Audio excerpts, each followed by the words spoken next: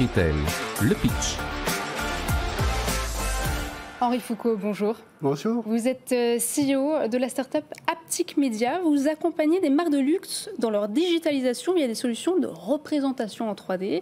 C'est-à-dire que lors d'un achat en ligne, il n'y a pas de décor luxueux de la boutique, mais c'est l'objet qui doit être mis en valeur. C'est ça ? Absolument, absolument. Et on a pour ça développé des verticales techniques pour avoir des rendus extrêmement réalistes et qui vont vraiment transmettre l'émotion de l'objet, puisqu'évidemment, dans un objet de luxe, que ce soit une bague avec une très belle pierre ou que ce soit un sac avec un cuir extraordinaire, il faut traduire l'exceptionnel de ce produit et de ces matières. Et pour ça, il vaut mieux avoir un moteur de rendu qui est très poussé et vraiment dédié à transmettre cette émotion. Et justement, comment cet outil de virtualisation en 3D permet-elle d'enrichir l'expérience client ? Alors il y a plusieurs axes. D'abord, comme on va pouvoir manipuler l'objet sous toutes ses coutures, c'est-à-dire que sur votre téléphone, sur vos smartphones ou sur une tablette ou même à travers la souris de votre ordinateur, vous allez pouvoir tourner l'objet absolument dans tous les sens, pas seulement sur un axe, mais vraiment dans tous les sens. Donc comme si vous l'aviez en main, vous allez pouvoir zoomer.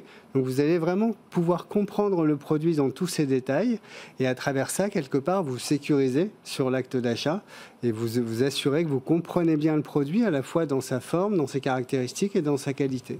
Donc on va pouvoir voir un bijou, une montre vraiment en 3D, tourner dans tous les sens. Bon, ça n'a rien d'extraordinaire, mais par contre, on peut l'essayer aussi.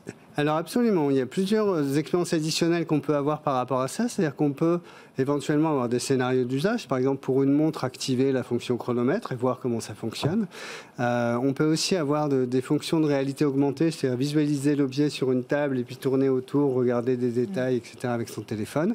Et puis, il y a aussi l'expérience de l'essai virtuel, c'est-à-dire pour des bagues, pour des bracelets, pour des montres ou pour des lunettes, où on va pouvoir essayer directement le produit sur soi.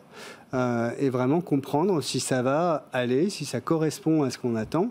J'ai oublié l'expérience d'engraving, qui on va pouvoir aussi visualiser sur le produit un texte personnalisé qu'on écrit dynamiquement et on voit dynamiquement ce que devient le produit. Et cette virtualisation, elle permet vraiment de rapprocher le consommateur du produit ? Alors c'est même plus que ça parce que finalement c'est une expérience de co-création. C'est-à-dire que le consommateur, il va construire son produit à travers ses outils de personnalisation, il va pouvoir changer des formes, des couleurs, des éléments de texte, l'essayer. Et donc quelque part il crée un lien émotionnel avec le produit. D'ailleurs les taux d'engagement sont bien supérieurs. On a un minimum de plus 40% sur les sites web grâce à ce type de technologie. Et les taux de conversion ou les taux de conversion de leads sont eux aussi beaucoup plus élevés. 40% de taux de conversion, Julien.